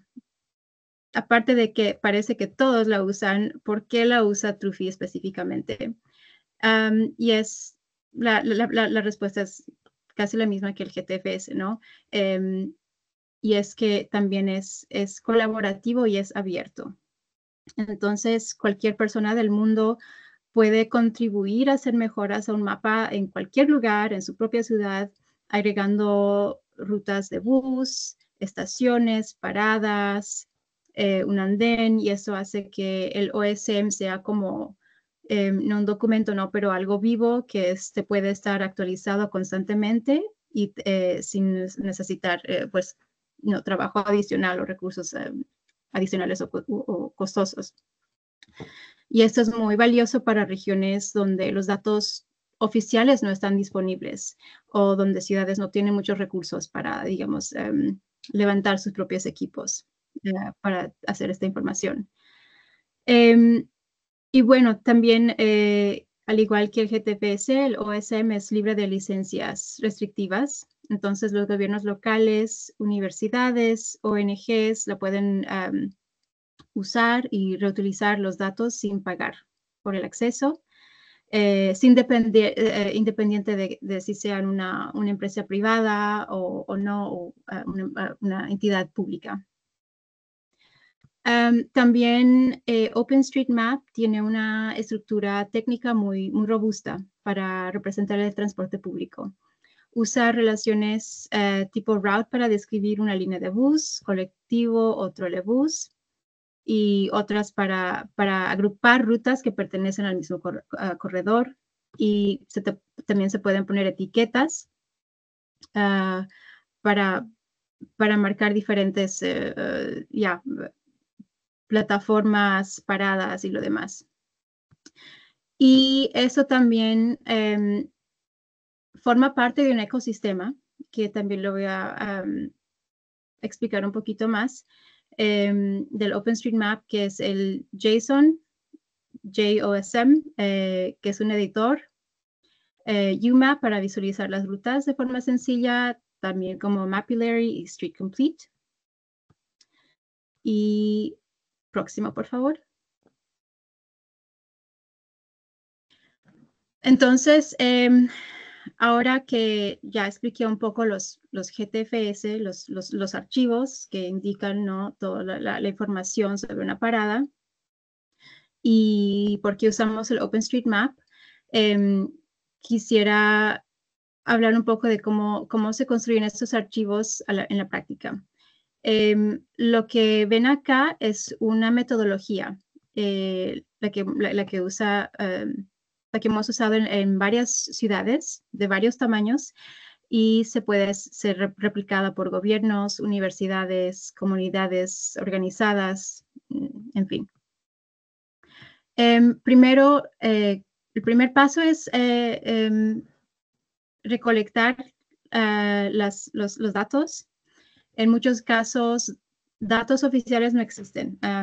Si pueden ir, este es un ejercicio que es muy interesante y les invito a que lo hagan. Pueden irse a su ciudad y ver en OpenStreetMap y van a ver si está mapeado o no.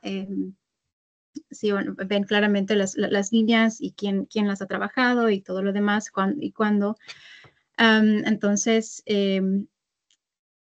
ahí dependemos bastante en el trabajo con estudiantes voluntarios, conductores y ciudadanos para recoleccionar los datos, no solamente de las rutas, calles nuevas, etcétera, pero también para mantener, y también usamos en este sentido GPS, formularios y observación directa para registrar las rutas.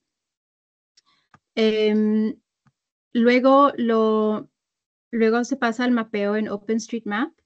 Una vez que ya se tienen los datos, los subimos a OpenStreetMap con ciertas herramientas como el JOSM, y se crean unas relaciones con los respectivos members y se ponen las etiquetas. Luego se agregan ya más tipos de información, frecuencia, operador, todo lo demás. Se valida esa información y eso lleva al tercer paso de de exportar y estructurar el GTFS usando un script o herramientas propias para poder editar. Y esto generan los archivos, ¿no?, de GTFS. Luego esto tiene que ir por un paso de validación técnica que es necesaria para que luego esta información pueda ser utilizada en la manera que usa Trufi en lo que hacemos, que lo voy a explicar brevemente. Y por último, se publica el uso en un portal oficial o comunitario, y eso ya puede ser usado por apps móviles, dashboards institucionales, universidades, ciudadanía. También puede ser conectado a observatorios de movilidad, como lo había mencionado, o tableros de análisis, como hicimos en Perú y en Trujillo y Arequipa. Y luego el paso... perdón, me encontré. Sí, y luego el paso que no está registrado aquí es la manutención, ¿no?, de los datos, que es algo que requiere. Es como si alguien no actualiza la información, no actualiza OpenStreetMap, entonces cualquier producto que deriva de OpenStreetMap llega a, pues, ya no ser tan útil, ¿no? Próximo. Aquí pueden ver un poco más el ecosistema que estaba hablando, de las herramientas técnicas y los actores comunitarios, que son muy claves. Aquí abajo hay una, creo que está un poco cortado, algo que Leonardo le gusta compartir mucho, que dice: sin comunidad no hay mapa útil, sin colaboración no hay sostenibilidad. Nosotros, como dije, dependemos mucho en esas comunidades de OpenStreetMap y, bueno, universidades y creemos bastante en todo el trabajo que hacemos en crecer las capacidades de las comunidades con las que trabajamos en cualquier ciudad, para que ellos, no solamente personas en instituciones universitarias o grupos ya que existen de mapeadores, pero también del gobierno local.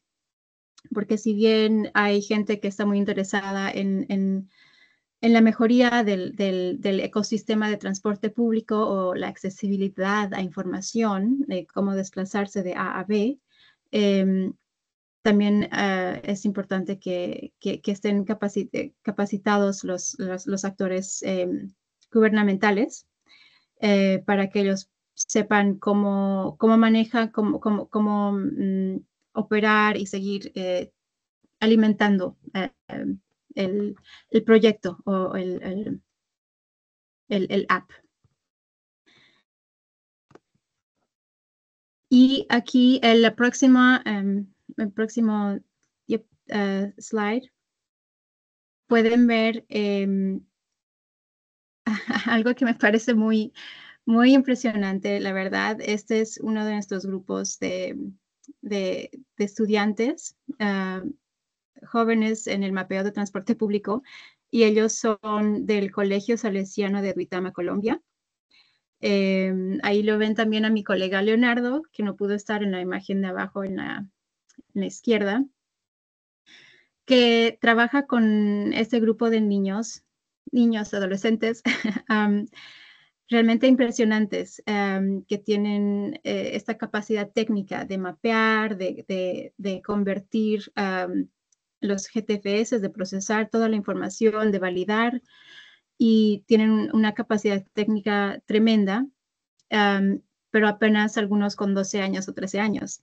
Y de hecho, en ciertos proyectos donde no hemos podido alcanzar, digamos, alguna comunidad o la capacidad no ha estado suficientemente robusta, dependemos de ellos para que trabajen y para que verifiquen el trabajo de otras comunidades, o de procesar ellos mismos los datos para que el transporte público digamos, en Ghana sea accesible. Varias veces son estos alumnos que nos ayudan y son voluntarios de Trufi y son muy queridos por la organización.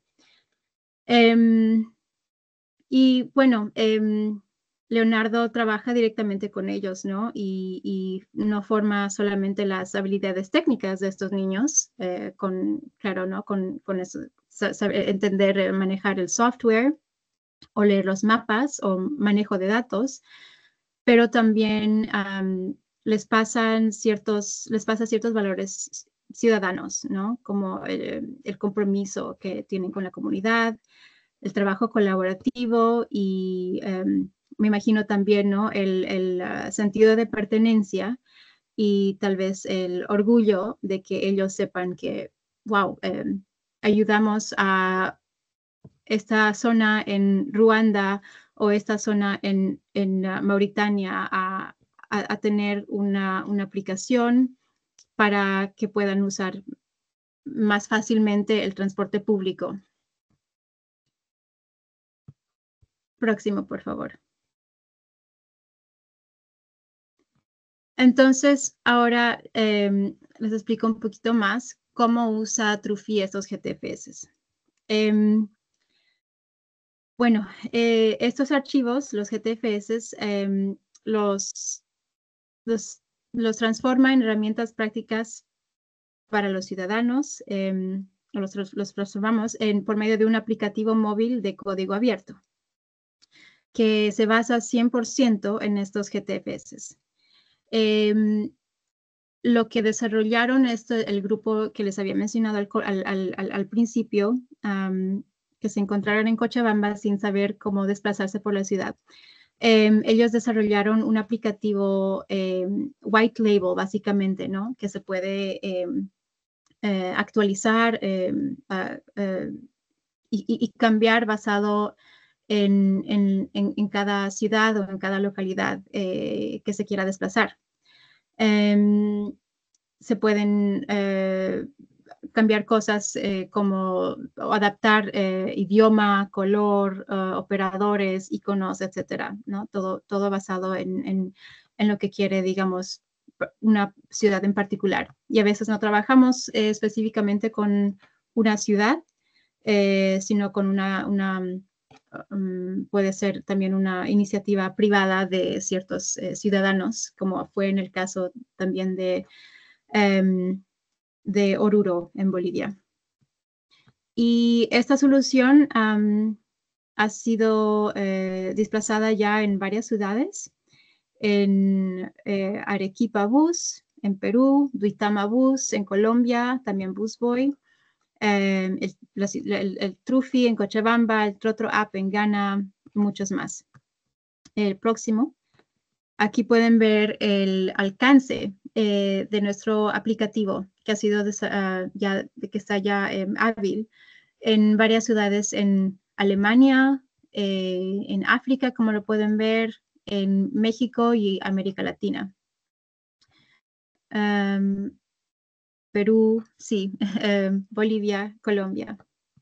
Y sí, este mapa es uno particular que nos gusta usar en Trufi porque muestra al sur global como el punto de enfoque, ¿no? Y es nuestro también segundo enfoque, ¿no? Porque el tipo de transporte que tiene menos información accesible y actualizada es el transporte informal. Entonces, para nosotros es muy importante también enfocarnos en dónde está esta informalidad y cómo se puede hacer mejorar y cómo se puede hacer más accesible. Próximo. Sí, bueno, durante los 6 años que está operando Trufi, hemos podido tener varias lecciones de los diferentes proyectos Y entendemos muy bien que mientras la tecnología existe, a veces los obstáculos están en la organización institucional. Bueno, esto también llega a tocar un poco a veces en que a veces ciertas ciudades no quieren colaborar o tienen otros tipos de conflictos en sí hacer este tipo de liberar ciertos datos porque formaliza o no, o simplemente tienen otros planes para cambiar rutas, para mejorar el transporte público dentro de sí. Entonces, antes de que esos planes que pueden durar años para ser aprobados y para ser llevados a cabo, hay poco compromiso. Y pues lamentablemente vivimos en una época, como acabamos de escuchar del señor Pons, el cambio climático, ¿no? Llega a ser bastante importante en la agenda de varias ciudades y muchas veces el transporte público no llega a formar parte de ese nivel de urgencia, ¿no? Por más de que es importante porque la mayoría de las regiones urbanas están creciendo globalmente. No hemos visto que la misma atención o dedicación le ha sido dada al ámbito del transporte público. Entonces, eso sí fue algo interesante de entender. También podemos decir que el enfoque multicultural es clave. Como había mencionado, el gobierno junto a la comunidad y a la sabiduría técnica. También capacitar a las personas locales para seguir alimentando y mejorando los mapas es realmente clave.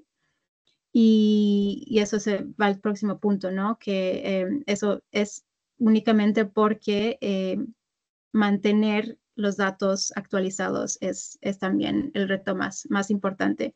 En los proyectos que tenemos ahora, por ejemplo, si tienen un comienzo y un final, ¿no? Entregamos el producto, entregamos los datos, un aplicativo, un manual, pero después no tenemos nosotros mismos la garantía de que Ciudad X sí va a seguir poniendo de sus propios recursos, si es que los encuentra y si es que, dependiendo de la situación política en ese momento, se le sigue dedicando ese tiempo. Entonces, por eso nos también enfocamos, ¿no? en la capacitación de comunidades para que sean independientes, ¿no? de estos cambios políticos. Y sí, finalmente toda ciudad puede tener GTFS si tiene voluntad y acompañamiento. El último, sí, gracias, slide es como un llamado a construir juntos una movilidad basada en datos abiertos, que no sea basada en ganancias, sabiendo que el OpenStreetMap es una herramienta muy, muy poderosa. GTFS también son al final ambas cosas que son que siguen estos principios de Open Data and Open Source. Y sí, desde Trufi estamos siempre abiertos a colaborar y compartir lo que sabemos. Y por último, sí, es mi contacto por si tienen algunas dudas o quisieran saber cómo conectarse con Trufi Association. Y sí, eso es todo de mi lado. Muchas gracias.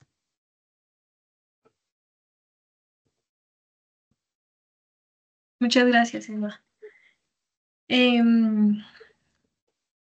Bueno, te agradecemos porque con ese proyecto, con esa iniciativa que ustedes tienen, nos da una visión de una metodología que es innovadora y pues permite acceder a la comunidad, algo tan elemental, pero a veces como abandonado que es el transporte público. Invitamos a quienes nos están acompañando a formular sus preguntas por el chat de la reunión. Eva, una pregunta es, Considerando los desafíos asociados al trabajo con ese tipo de información, ¿ha sido posible medir el impacto de esta iniciativa en la mejora de la movilidad urbana para los usuarios del transporte informal? Oh, interesante pregunta. ¿Sabes? Bueno, yo diría que sí. En una ciudad tan grande como Cochabamba, por ejemplo, se puede medir eso no solamente por el número de downloads, no del aplicativo, em, pero también los datos que se generan del app que coleccionas. Bueno, pensamos todos en Trufi que son realmente invaluables. Em, y son necesarios y pueden ayudar tanto a las ciudades a planear a planear transporte público mejor. Se puede, por ejemplo, hacer seguimiento, análisis de los usuarios. No se guardan ningunos datos personales de los usuarios, sino son asignados cada uno un número. Entonces, de ahí se puede hacer un análisis de cómo se desplaza la gente por la ciudad, a cuáles horas, cuáles son las zonas, ¿no? Se puede visualizar como mapas, perdón, eso en español no estoy muy segura, heat maps, mapas de calor, donde también muestra ciertas, sí, las horas pico, qué sé yo. Aparte de eso, también en nuestros proyectos de GIZ hemos podido desarrollar otras herramientas, voy a decir. Una de ellas que a mí me place mucho porque yo en el transporte público tengo el interés más sociológico, antropológico, voy a decir, antropólogo, perdón. Hemos podido desarrollar un chatbot, que es básicamente donde se pueden reportar incidentes. Y esto a mí me parece tan importante cuando hablamos de ciertos temas como género, como seguridad, en países, por ejemplo, donde simplemente hacer un reporte sobre incidentes sufridos en transporte público es como que imaginable, ¿no? Porque requiere mucho tiempo, requiere esfuerzos. En el caso de donde yo nací, en Bolivia, eso requiere ir a una oficina extra, el tránsito, a veces pagar dinero del propio bolsillo y para hacer seguimiento hasta que se cierre tal cosa, ¿no? Casi no sucede. Entonces, eso también es otra fuente de información, porque en los estimados de cuántas, por ejemplo, cuál es el porcentaje de mujeres que sufre de acoso en transporte público. Eso es muy difícil de entender, pero por las cosas que menciono, por los obstáculos administrativos y logísticos. Pero este chatbot que estamos desarrollando permite a las personas reportar incidentes sin tener que sacar tiempo de su día y hablamos. Puedo entrar en otro tipo de presentación de media hora sobre el tema de género.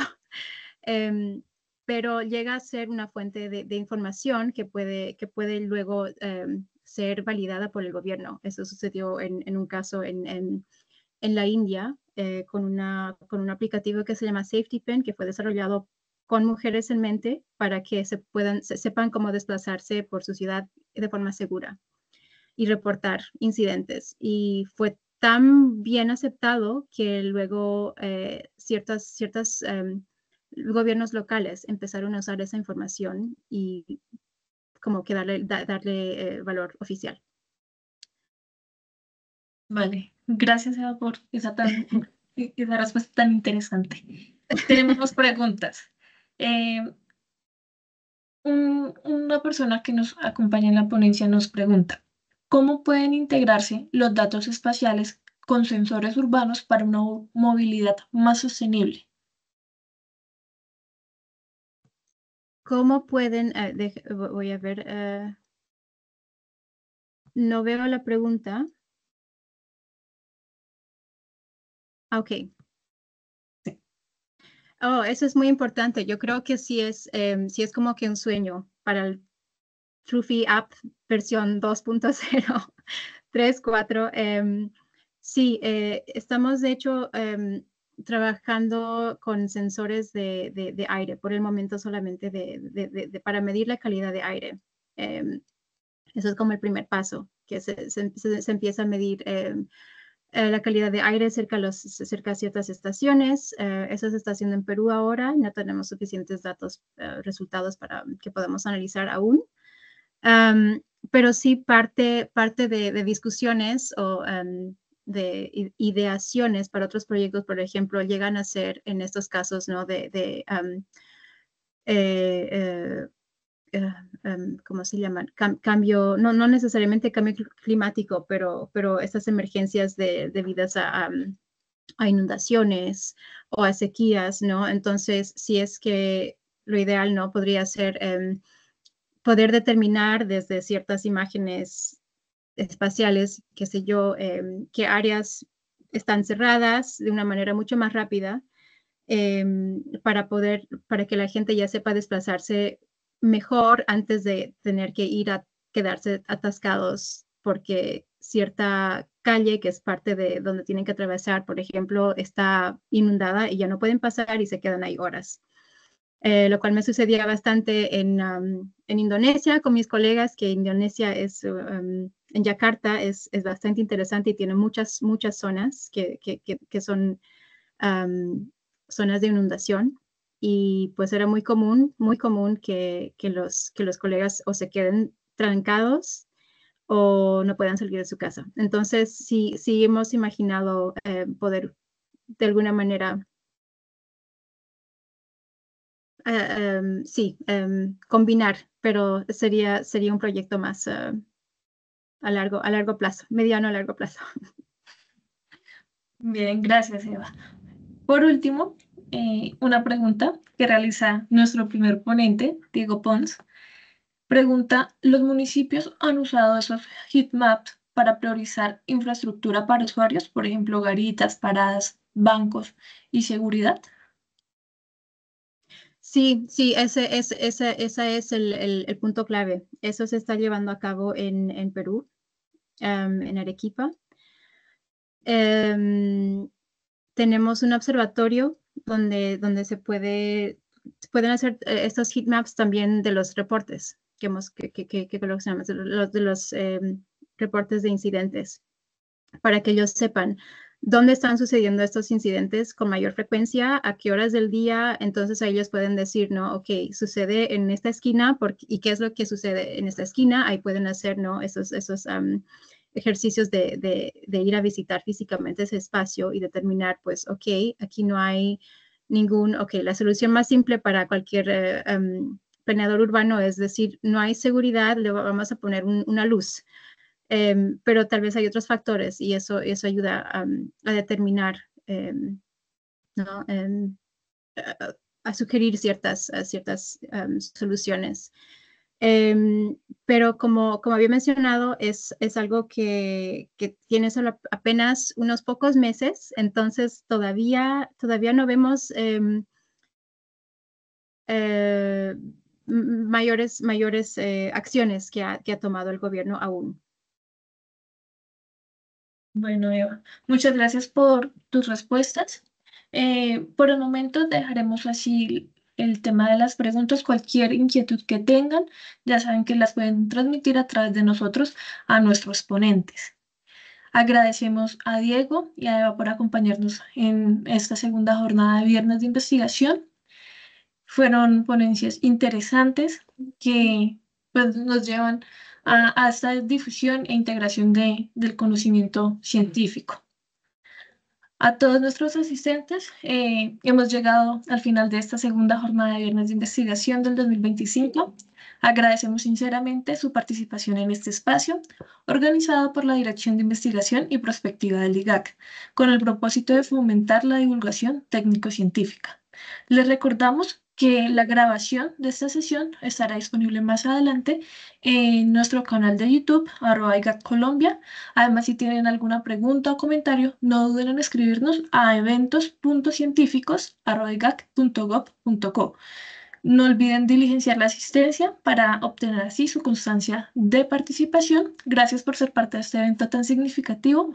Su participación y compromiso continúan siendo fundamentales para el crecimiento y fortalecimiento de este espacio. Les deseamos un excelente día y un maravilloso fin de semana. Gracias. Gracias a todos. Muchas gracias. Chao, chao. Gracias, Eva.